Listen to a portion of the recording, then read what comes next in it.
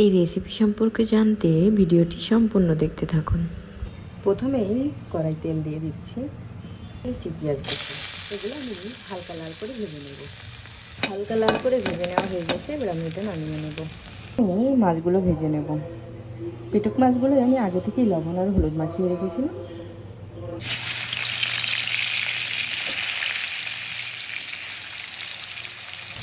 এক পাশ ভাজা হয়ে গেছে, এবার আমি উল্টে নেব।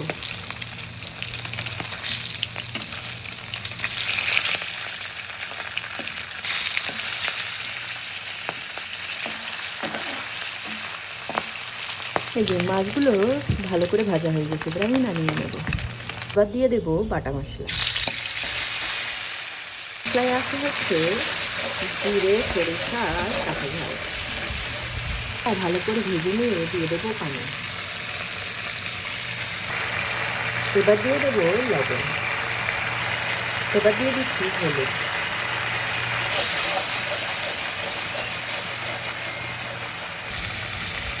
এবার দিয়ে দেবো কেটে রাখা আম।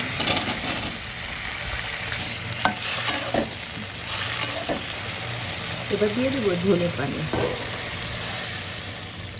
এটা সেদ্ধ হওয়ার জন্য এবার আমি ঢাকনা দিয়ে ঢেকে দেবো। এবার দিয়ে দেবো ভেজে রাখা পেঁয়াজ বাটা।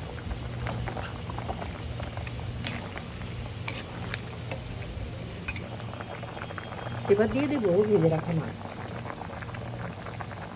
এবার আমি নামিয়ে নেব।